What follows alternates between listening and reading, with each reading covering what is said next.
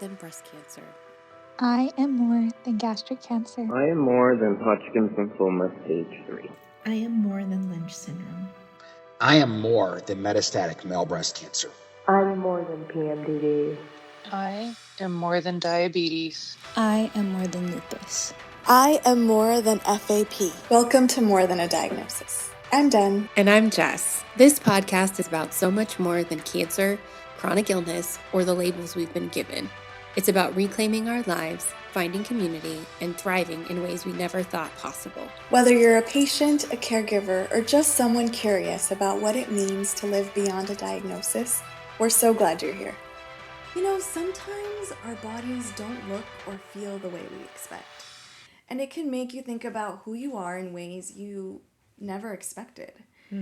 Jes and I have both experienced missing pieces, just in very different ways. Yeah, for sure. I think in an earlier episode this season, we talked about how you were missing your colon. And today we're going to be talking about me losing my breast and how that kind of made me feel. And it didn't really make me feel the way that I thought it would. So I'm really looking forward to having this conversation. Me too. I love that because the truth is there's no one way to feel about your body, especially after something so life-changing. Whether you're grieving what's gone or feeling at peace with it, both are totally valid. Yeah, for sure. Because I think sometimes there's these societal expectations that talk about what we should have. And I think that sometimes that can shape how we see ourselves and how we think that other people may also see us. Yes. So let's get into it. So Jes, when you made the decision to not have reconstruction, what was that exact moment like? And did you have doubts when you got to that moment, or did it just feel like it was a clear and easy decision for you? You know, it's always really funny for me to answer this question because I feel weird admitting this. But throughout my life, you know, in my 30-something years of life before getting diagnosed with cancer, I would have this random thought pop into my head. I can't even pinpoint like when I had the thought. Maybe when I heard about somebody having breast cancer, probably that's when it would come to mind. I would have this thought that it would go, okay, if someday I were to get breast cancer, I think I'd just chop them off. That was my ongoing, like anytime I thought about if I ever got breast cancer, I think I'd probably just chop my boobs off. So you're telling me that at any random point throughout your day, these thoughts would just emerge? Yeah, like I don't even know. Like I said, I think that it has to be related to somebody I know maybe getting breast cancer that made me had those thoughts. Yeah. So when I found the lump in my breast, before I even knew it was cancer, it was almost like I was already mentally preparing myself to lose my breasts. Even though I didn't even know if it would be necessary, I didn't even know if I had cancer.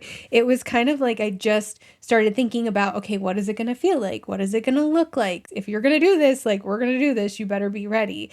And so when I went into my first appointment with a surgical oncologist, I already knew that that's what I wanted to do. When I found out that I had breast cancer, I knew that I didn't want to get a lumpectomy because I knew that mentally where I was, that every time I felt anything that might be a little off in my breast, that I would probably spiral and be freaking out over every little thing. And so it was almost like self-preservation preemptively, because I knew, okay, if I keep these boobs and they only take out the cancer, what happens if I find another lump? And what if it's just scar tissue? Because I know now that happens a lot, but I would just be a wreck all the time.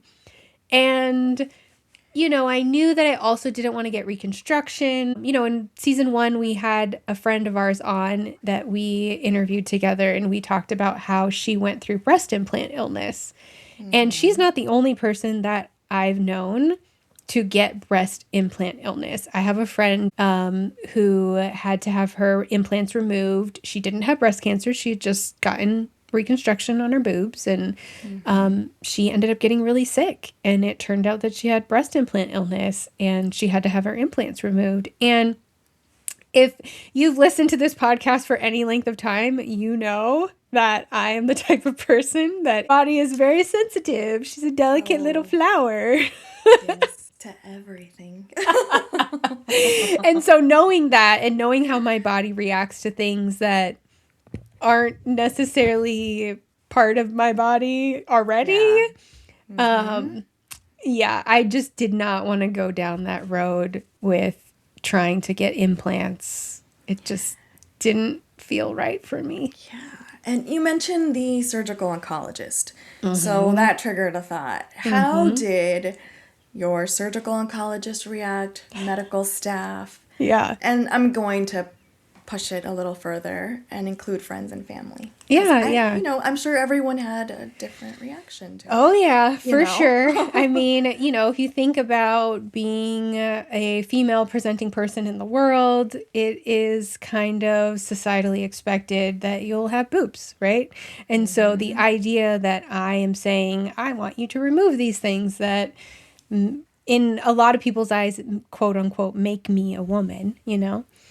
And I have to preface this by saying I absolutely adore my surgical oncologist. She is amazing.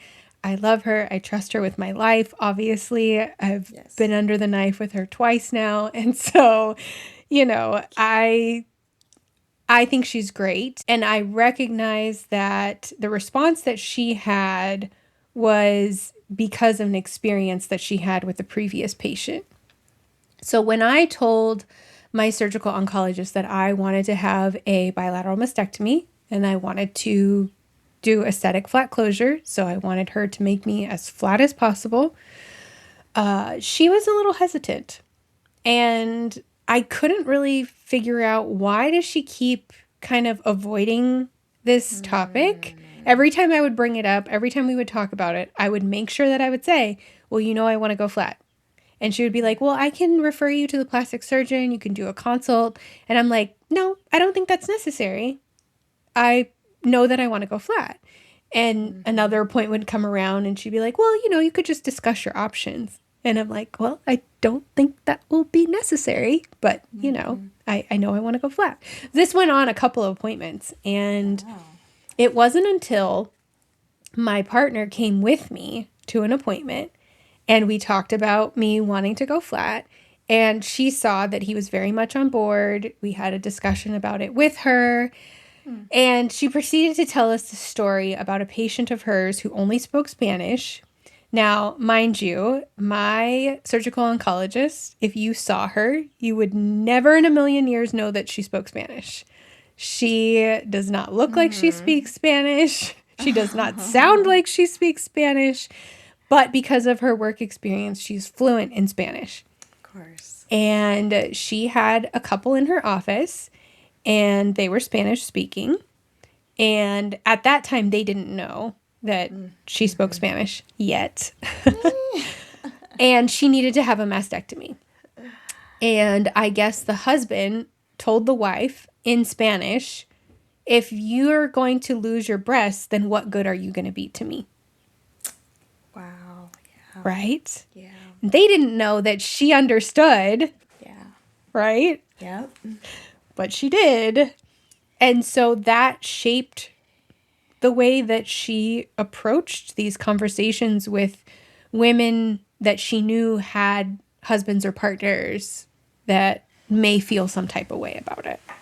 Yeah, because I feel it goes back to society and how we're brought up. And, you know, it's boobs are boobs and they're nice to look at and whatnot. But that's not what makes us feminine. No. And so I find that interesting. She had that experience. Yeah. And it's sad. Yeah. But it happens. Yeah, it is. Sure, it's very sad. The only husband that will react that way or that has reacted that way. Yeah. Yeah, it's really, really sad. To answer your question about, how my friends and family felt about it, I'll start with my partner. He was so supportive, and he's always been extremely supportive of me doing whatever I want with my body because he has, for the longest time, even before this was trendy and this was like a thing, he very much adhered to the your body, your choice. You do what you want with your body. If I wanted to cut all my hair off, I could cut all my hair off. If I want to grow my hair long, I grow my hair long. He's not going to be like, oh, I don't think that I like you with short hair, or, oh, I wish you wouldn't wear that color, or he just isn't like that. So going into this and making the decision to have this mastectomy, he was super supportive. And, poor guy, he's a boob man. And so I knew that this wasn't going to be an easy thing, but he'll tell you himself he'd rather me be alive than just me having boobs, right? So Yeah, of course he does. He was super, super on board and super supportive. Now, as far as friends and family goes, it's mixed. I mean, everybody's super supportive and kind of like, it's your choice. You do what you want. But I do get a lot of, I could never do that. I don't know how you made that choice. Like, it's... And I feel like you've been met with, but won't you miss them? Yes. Oh, yeah. Yes. But I feel like there's a lot of reasons why you're really happy you don't have boobs. Oh, yeah. Oh, my gosh. I mean, there's tons of reasons. Yes, I could go through the list of... And icky. Yes, exactly. Like, I don't have to deal with boob sweat anymore. I can run and jump and not be in pain. I mean, like, from my boobs. Like, if I run and jump, I'm going to be in pain for other reasons, but not because of my boobs. You don't have to wear a bra. I don't have to wear a bra. Like, just free. Yes, it's so freeing. I mean, I guess technically I could go without a top because I don't have nipples, I don't have boobs. I could be topless. That's just not my thing. I'm a modest girl to a fault. That's a whole other story for another day. But, if I wanted to, I could be topless. There's just a lot of freedom that comes with being flat. My back doesn't hurt as much for that same reason. Not carrying around a bunch of weight. I had big boobs before I had a mastectomy. You did. Yeah, you sure did. I had double Ds. They were full double Ds. I had breastfed both of my babies. They weren't the prettiest, perkiest things, but they were they were heavy, that's for sure.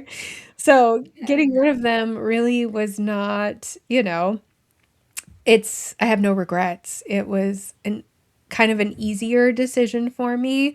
But I say that all, and I don't want to leave out that doesn't mean that I didn't second guess myself. It doesn't mean that leading up to my surgery, I wasn't questioning, am I doing the right thing? I could have a lumpectomy. The chemo seems to have worked. It shrunk the tumor. They can't find the tumor. They probably wouldn't have to take out that much. But I kept going back to the same reasons why I felt like I needed to have a mastectomy. And even though I had some small little whispers of doubt, at the end of the day, when it came time to go in for that surgery, I was very confident in my choice, and I knew that that's what I needed to do for myself. And I'm so glad that you felt so confident. And I feel that you having doubts leading up to it, I feel like that was just normal. Yeah. Because it's such a permanent, final decision. Yes. It's not like you can go in and say, you know what, I don't want them, just get rid of them. And then months later, you can't just go back and say, can I have them back now? Yeah. And I can get that tissue back and Yep. So I don't think people realize how final this decision was for you. Oh, yeah. Absolutely, especially because I decided to go with an aesthetic flat closure. Sometimes what people will do is they'll do skin sparing mastectomy. Yes. They won't even necessarily put expanders there, but they'll leave the excess skin so that if they do change their mind and they do decide that they want to have reconstruction or they want to do, implants or using their own tissue, that is an option. I didn't feel it was necessary to leave myself with that option because I knew that I wouldn't go for a deep flap reconstruction. It was way too major of a surgery for me to commit to. And I also knew that I wouldn't want to put implants because that goes back to my whole reason of not wanting implants in the first place. And so going with the aesthetic flat closure was a very final decision. This is it. There's no coming back from this. Once we decide this is what we're doing, this is what we're doing. Yeah. And, I wonder also, do you feel like you're constantly having to defend your choice? Oh my gosh, yeah. And I didn't even need to let you finish the question.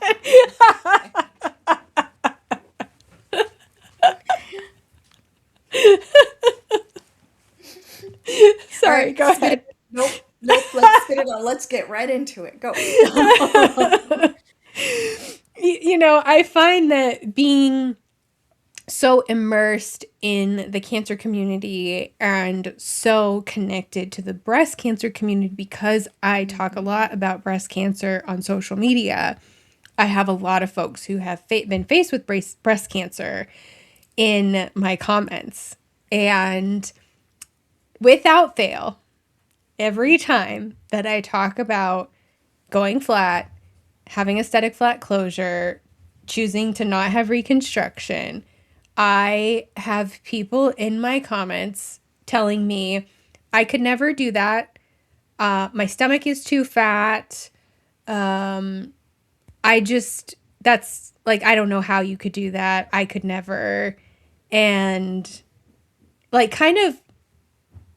it's almost like they feel like they have to justify their choice to not go flat, as if by sharing my experience that I'm somehow saying that their choice was not the right choice. Which, let me be very clear, I also adhere to the your body, your choice. Mm-hmm. And just because I chose to go flat and just because that was the right decision for me does not mean that that's the right decision for everyone. And when I share my experience, I try so hard to never share it from a place that makes someone feel like they made the wrong choice. But I will say this, I do get a lot of people who say, man, I wish I would have chosen to go flat. Mm-hmm. Or if I would have known that that was a choice, maybe I would have chose that instead because this is, and they'll go on to tell me all the reasons why the choice that they made has ended up being a very difficult choice for them. But I think regardless, when you get diagnosed with breast cancer and you're faced with this choice of what kind of surgery are you going to have, that is a big, big choice.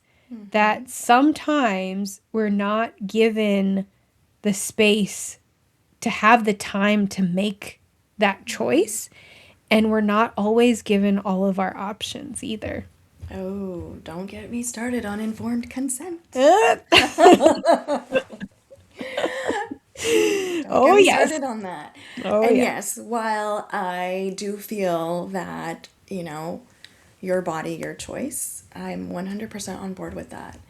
I do feel, though, that quite a few plastic surgeons do not include aesthetic flat closure as an option. Mm-hmm. And I find that mind-blowing because it should be presented along with the other plastic surgical options. Yes. Because it is a valid option. Exactly. It's a valid choice. So why is it not being presented as a valid choice? I can say that in the last 3 years, it seems that it's becoming more and more talked about than what it was even 3 years ago when I had my surgery. But every now and then I like to get on to my social media platform and ask, were you given your options? Did you know that it was an option for you to go flat? Even if you never would consider going flat, was that option presented to you? And more often than not, unfortunately, it is not always presented. And so I have tried and need to get better about continuing to talk about this publicly. I think in the very beginning, I shied away from talking about it because of the way that I could see that it made people feel. But also, I feel like there's a sense of responsibility to share my experience so that other people know that it is an option. Yes, oh, absolutely.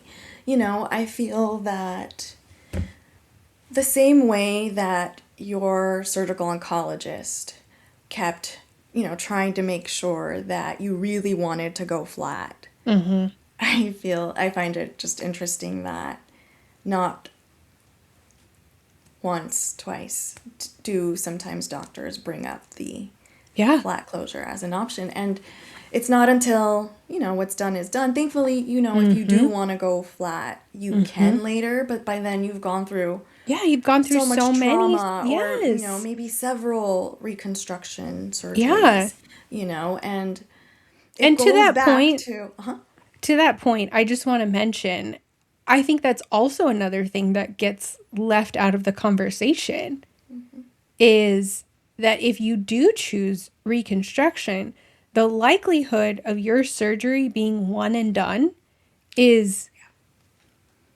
very small, unfortunately. And that's not, I'm not saying that to scare anyone, but it's very sad to see in our community how many times women are like, I had no idea that I was going to have to get expanders and then go back in for another surgery. I had no idea that infection was a possibility. I had no idea that I wasn't going to like the way that they looked and now I need to go back for fat grafting. Or I had no idea that my body could absorb the fat that they grafted from another area of my body and now it doesn't look the way that it looked before and now I need to go back for another surgery. And I feel like these are things that are not talked about as much as they should be. No. And I know that you've seen it working in surgery. Yes.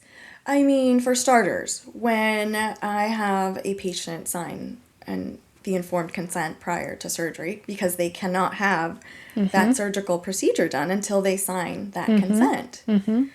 What's interesting is literally you see the words benefits, risks, and alternatives. Have you received all of the benefits, risks, and alternatives to this procedure?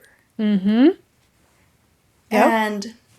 to me, that includes aesthetic flat closure. Absolutely. And I do want to throw out there, I know you mentioned it already, but by no means are we pushing the you need to go flat agenda.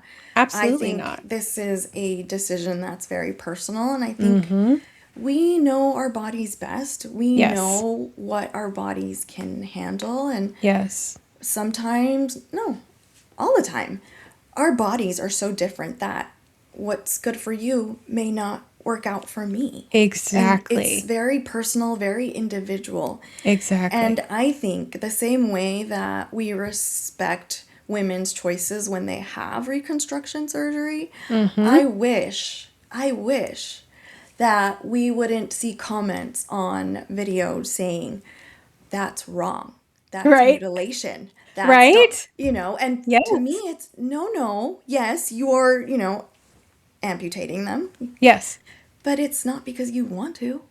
This is your choice on how you want to proceed. Yes, exactly.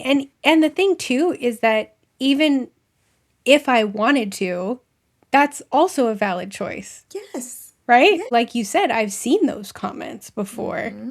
that people think that, you know, just because you don't present in a certain way, that something is then wrong with you.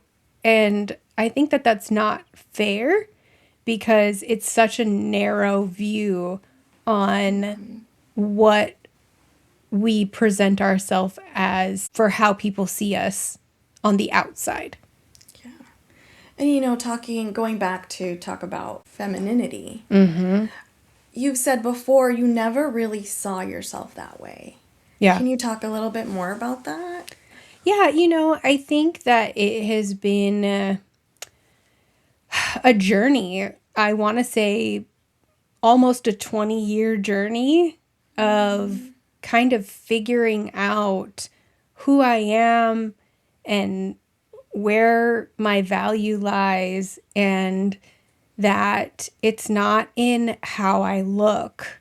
And that doesn't mean that I can't take pride in how I look and want to present myself in a certain way, but having long hair or having perky breasts or wearing makeup or wearing, you know, dresses and skirts, those things are things that tend to get labeled as feminine things, right? Those are girly things for girls to do. But I don't choose to look at it that way. It's however you want to express yourself. That's what makes you, you.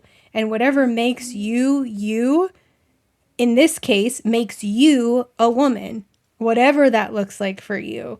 And however I choose to express myself in what I wear, how I do my hair, whether I have boobs or not, however I present myself, that makes me a woman because it's what I am on the inside that makes me who I am, not how I look on the outside.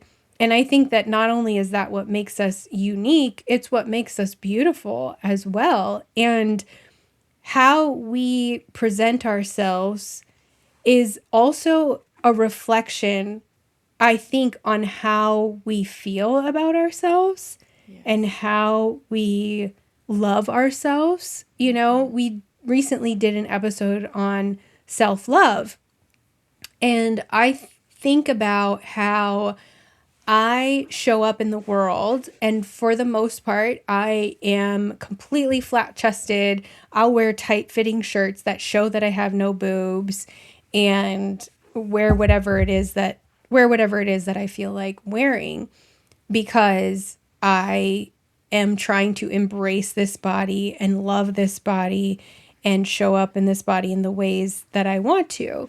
And if I talk about the confidence that I have in my choice of going flat and that I love myself, it's funny because I feel like everybody wants you to love yourself until you actually do. Yes. Yes.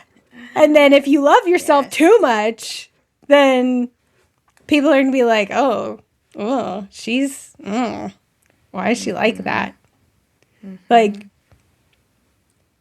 but we're talking about loving ourselves, and then we go and do the thing and we love ourselves, and then somebody's looking at you sideways because you're confident in your choice and in loving yourself. Or it's not up to society standards on how you're loving yourself. Yes. Because I feel like there's also judgment when it comes to that. So, absolutely. Because, I think that, and correct me if I'm wrong, you made that decision for yourself coming from a place of self-love. Absolutely. Is that correct? 100%. I made the choice for myself, not for anybody else. And I think that that's the bottom line when it comes to making a choice to have to decide what you're going to do with your breasts after you're diagnosed with breast cancer. It is not an easy choice by any means, by any stretch of the imagination. And I think that that might be one of the things that makes it a little bit difficult for me to talk about, because it was wasn't easy, but it was an easier choice for me because I had already mentally prepared myself in my okay, one day if I get breast cancer, I'm just going to chop them off, right? So yeah, maybe I was a little bit more prepared, but it is not an easy choice. No, and if you think about it, you just got told you have breast cancer. Yes. Just that shock. Yep. That bomb that's just dropped. Mm-hmm. I mean, where do you begin to even process that? Yeah. And then it's followed by, so what are we going to do now? Yeah, and the thing too is I feel like, I think it's a stupid way to use this word, but I feel lucky because I had to have chemo before I had a surgery. Now, that's not always the case for different kinds of breast cancer. With certain kinds of breast cancer, you have to have a surgery first. So that means you found out you have cancer and now you better hurry up and make your choice. Yeah. At least that's how it feels, right? Because you want to get the cancer out, you need to get this started.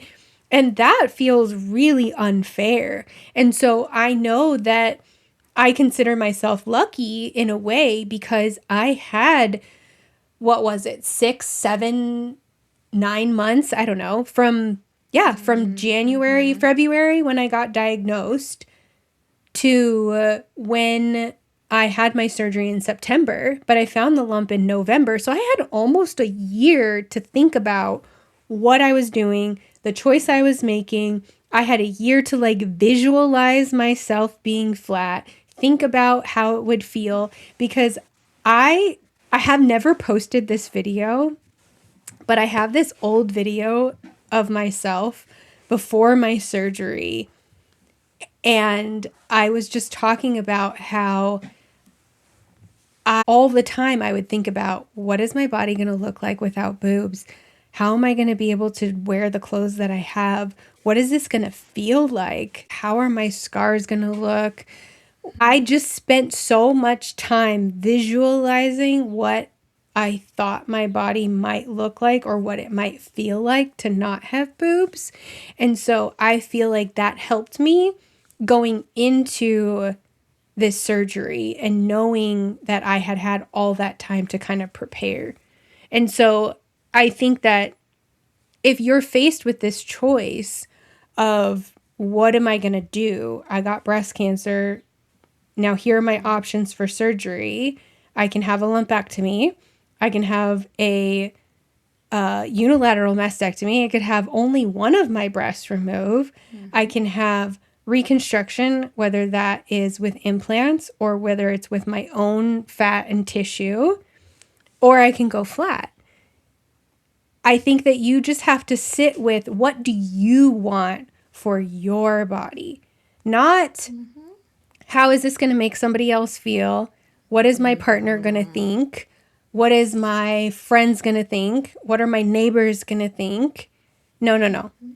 Yeah. At the end of the day, you have to think about what is best for you and for your body and for how you feel in the body that you have to live in every day. Because you're going to have to live with your choices for as long as you live, you know? And, you know, for some people, that means reconstruction. Yes. And for others, it means going flat. Yes. But I think as community, we need to support each other, and whatever decision we feel is best for ourselves. Yes. Regardless of how you want to define femininity. We need to respect each other's decisions. Yeah, and, absolutely. You know, I want to talk about how the world treats women's bodies.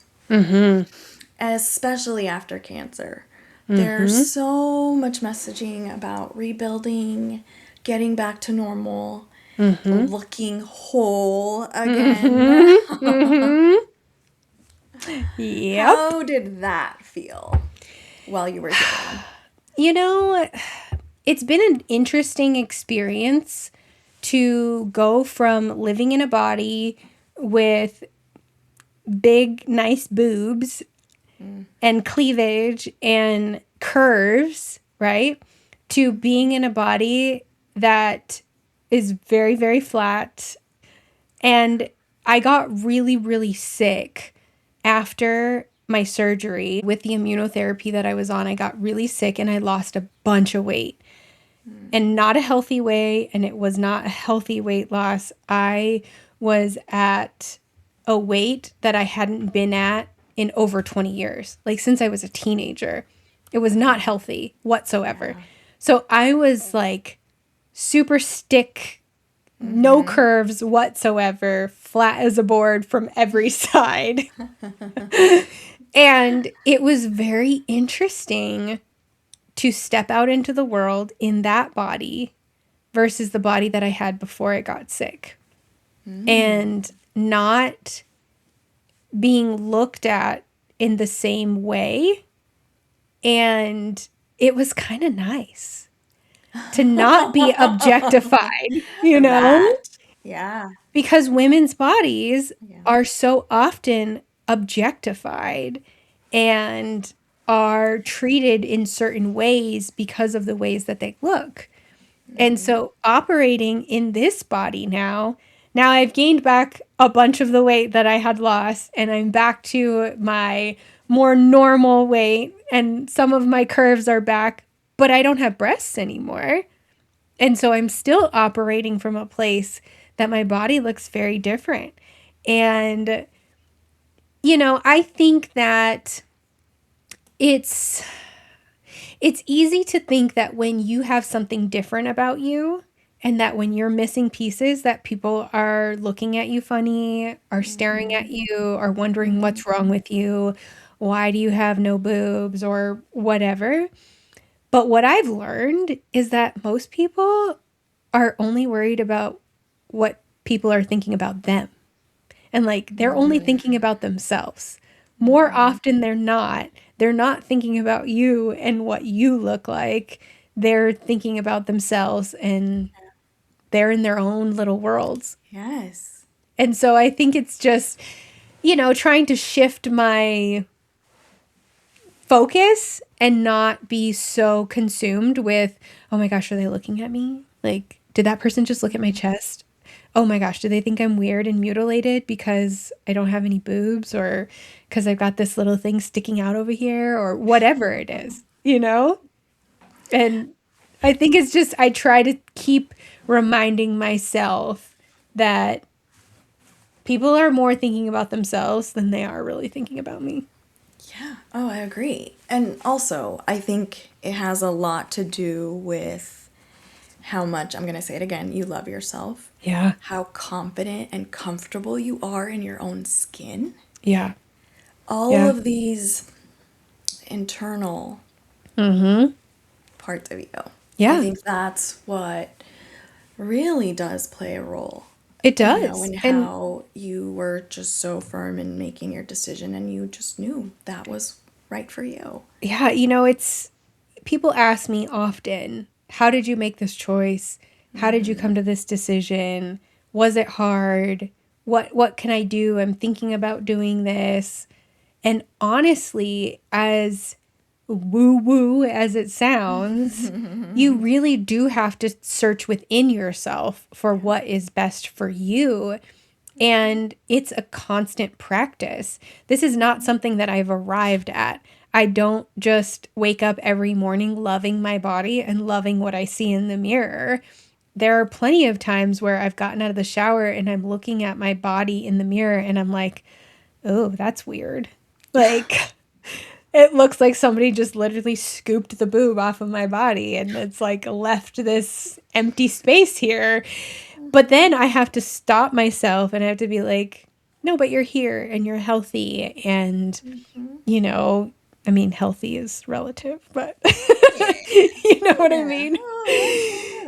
You know, it's just, I put something on and I don't feel good in it. I don't like the way that I look in it.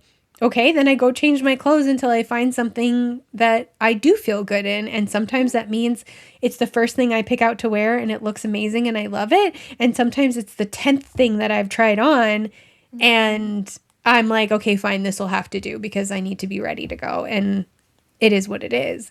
And I think that that's just Like, just because I am confident in my choice of going flat doesn't mean that I don't ever struggle with how I look and that I don't ever struggle when I look in the mirror, because it's a constant practice of bringing myself back to what matters is what's on the inside and loving myself, and then finding ways to dress my body and present my body to the world in a way that I feel comfortable with and that I feel confident in. Yes, and you do, I just have to say, you do such an amazing job at advocating for yourself. And by you showing the world how much you're advocating for yourself, you're teaching others they can do it too. Yeah. You know, you're showing women who are in that position where they've just been shocked with this terrible, horrible news. Mm-hmm. Whether you see it or not, you're giving them hope. You're giving them the hope that regardless of what choice they make, they're still a woman. Yeah. Yeah. And you see them. You validate them. That's what I want. I mean, that's my whole goal in sharing about my experience. It isn't because I think that everyone should make the choice that I made. Mm-hmm. It's because I want everyone who is faced with this choice to make the choice that they're going to feel the most confident with, and that they're going to be the happiest with, and that they've been informed about what could happen to them based on whatever decision it is that they made. And I'm so incredibly proud of you. Thank you. I really am. Thanks. Really, I appreciate that. It's so... Oh, no cringe. No cringe. I promise, no cringe. It's inspiring to see. It truly is, friend. Oh, it's thank beautiful you. to see how you show up for others in such special ways and hold space for those who need community. It's just so beautiful to see. Oh, thanks, friend. I appreciate that so much. You know, I think conversations like this remind us that identity isn't about having all the pieces. It's about the pieces that remain and what we choose to make of them. Yeah, absolutely. So whether it's your boobs like me or your colon like Den or anything else, our bodies tell stories, and those stories don't need to be fixed. And they deserve to be heard. Exactly. And if you're someone considering going flat, or you're struggling with how your body's changed, you're not alone. There's no one version of womanhood or wholeness. Absolutely. Thanks for joining us on More Than a Diagnosis. We hope today's conversation left you feeling seen, heard, and maybe even a little more connected. If you enjoyed this episode, don't forget to subscribe, leave a review, and share it with someone who might need it. And if you're looking for a place to connect with others who truly get it, join our support circle at morethanadiagnosis.org, where we will continue this conversation. It's free, it's welcoming, and it's built for you. Because no one should have to navigate this alone. Until next time, keep living, keep growing, and remember, you are more than a diagnosis.